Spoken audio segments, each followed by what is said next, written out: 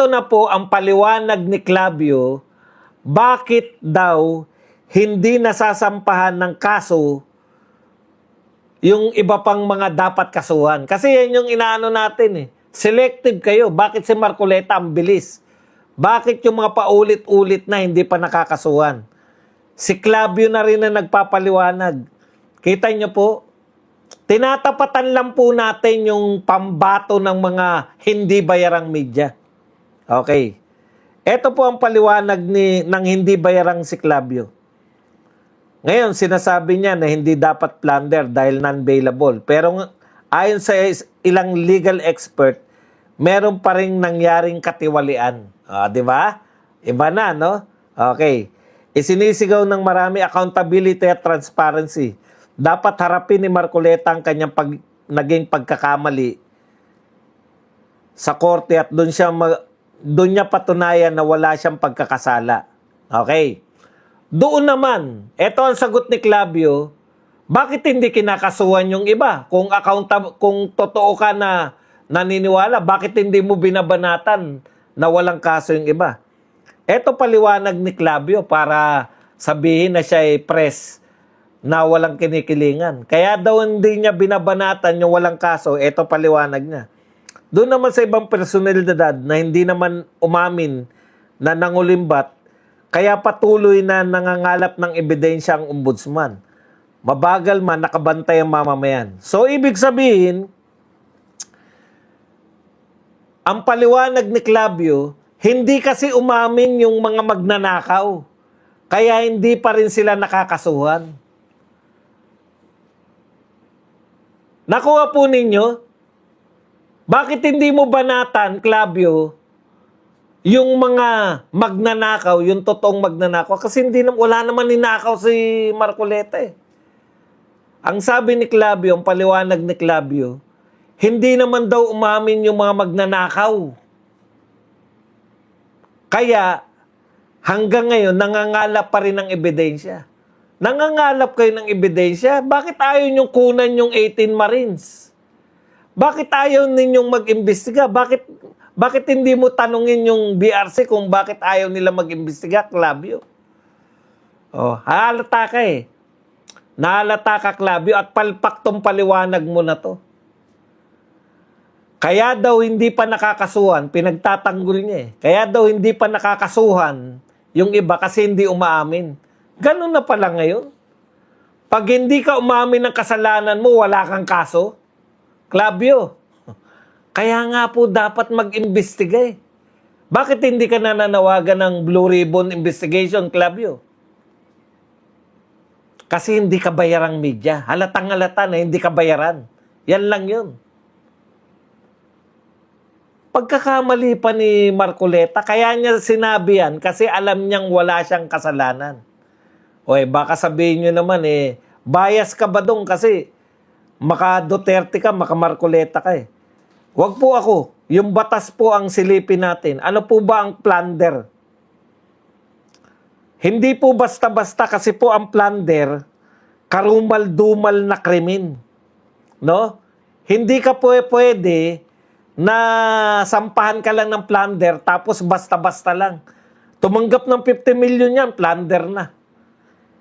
Non-bailable yan, tapos karumal-dumal na krimen.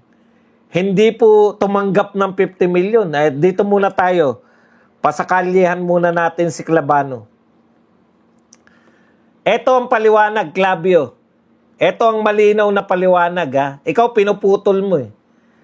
Si Clavano po, Assistant Ombudsman. Candidates are allowed to solicit contributions. Allowed pala eh. Clavio, makinig ka. Candidates are allowed to solicit contributions, provided that it is within the limit of allowable contributions. May limit pala yan. If it goes over that, that's a violation. Yan. You don't declare it, that's also a violation. So, ang sinasabi po ni Clavano, bumababa na po yung krimen ni Marcoleta. Sabi ni Clavano, pwede raw po na manghingi ng solicitation at contribution. Mag-solicit ng contribution yung mga kandidato. Oh. So kandidato na ngayon si Marcoleta. Kanina congressman eh.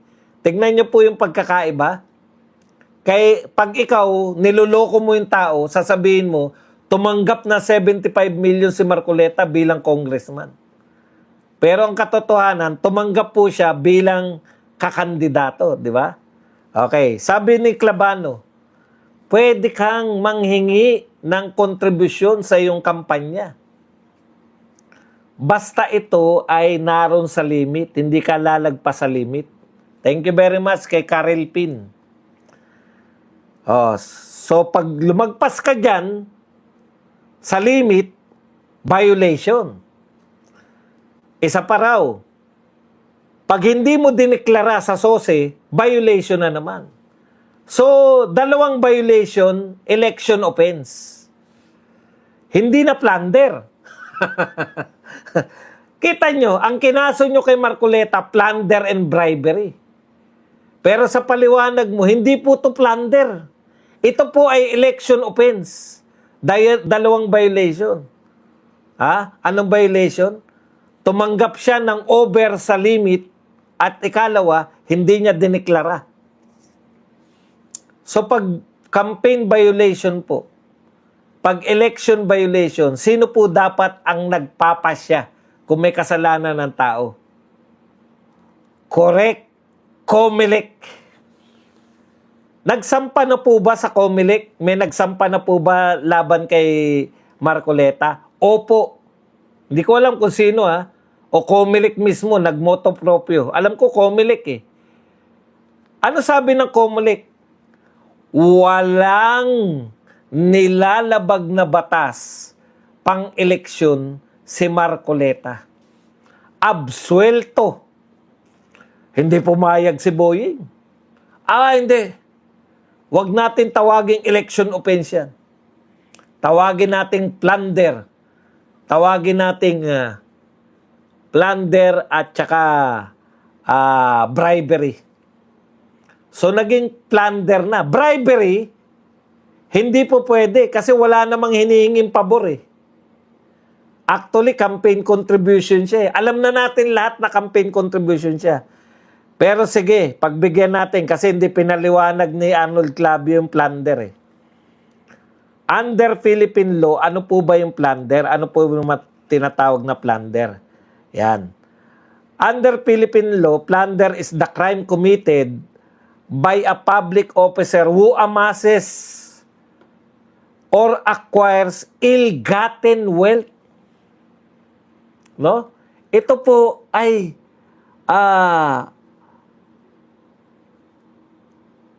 nabigyan at nakaipon, nakapangurakot ng ill-gotten wealth. Nagkaroon ng kayamanan na ill-gotten. Ano po ibig sabihin na ill-gotten? Galing sa masama. Galing po sa illegal. Ill-gotten. Yung ill doon, illegal. Para lang po matandaan nyo. Ill-gotten wealth. Ill-gotten wealth para ka ma-plunder? Opo, ill-gotten dapat yung pagkakakuha. Galing sa masama. Kaya si Erap may kaso eh, di ba? Ill-gotten. Galing po sa huweteng. Okay. Through a combination of serye ng criminal acts such as taking kickbacks o pangingikbak, o kaya po yung may mga kickback sa flood control, plunder po ang kaso nila. Misappropriating public funds or accepting bribes. So malinaw po. Misappropriating public funds. So hindi po siya public funds. So labas po si Marcoleta dyan. Accepting bribes. Yan, dyan po nila, di ba? Nag-accept ng bribes. Okay. At taking kickbacks, hindi po kickback yun. Dito lang tayo. Criminal act ba yun? Hindi po criminal act. Regalo eh. Bigay. Binigyan ka hindi criminal act yun, di ba? Hello. Okay. Tapos, hindi po pwedeng basta-basta. Pag naka-acquire ka na, yun na. Hindi po. May elements po para matawag na plunder under Republic Act 7080.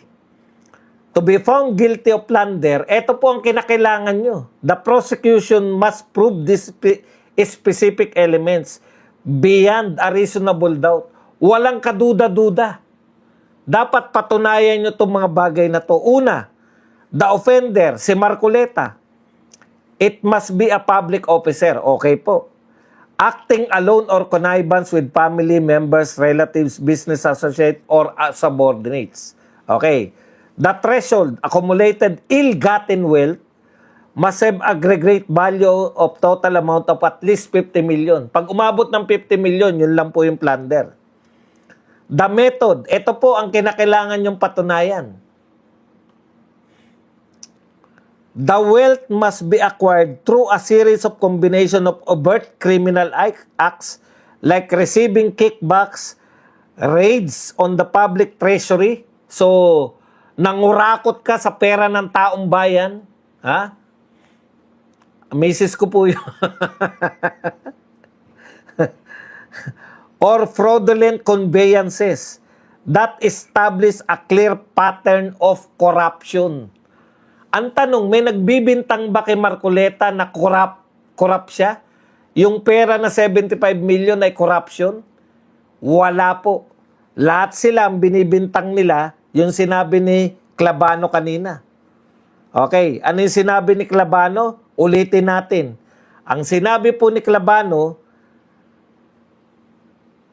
pag sumobra ka, yung campaign contribution, pag sumobra sa allowable limits, may violation ka. Pag ikaw ay hindi mo diniklara, may violation. Wala pong sinasabi ang ombudsman na ang pera ay galing sa kurakot. Ang sinasabi po ng ombudsman, ang pera ay galing sa kanyang kaibigan bilang campaign contribution. Pero, sobra sa limit. Pero, hindi niya diniklara. Asan ang plunder doon? Kaya tama si Marcoleta nung sinabi niya na ito po, pag napunta sa korte, ibabasura ng korte.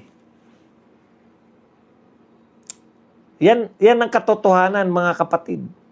No? Kaya itong si Clavio, pinuputol nila eh. Alam natin lahat, 75 million campaign contribution. May violation dapat election law. Pero nag-declare po ang COMELEC na walang violation si Marcoleta. Walang violation, sabi ng COMELEC. Oh, ipagpipilitan lang nila yan. Sisisihin na lang nila si Marcoleta na taklesa ka kasi. Pero hindi po dapat ganun ang batas. Ang batas po dapat may criminal act, corruption. Kinurap mo yung pera, hindi naman po kinurap. Okay.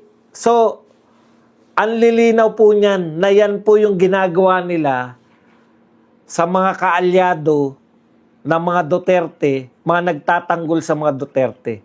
Ulitin natin. Gusto nila ipakulong si Marcoleta para hindi po makalahok sa impeachment. Pero mabibigo po kayo dahil kakampi po ng batas si Marcoleta. Kakampi po niya yung katwiran. Kakampi niya po yung taong bayan. Etong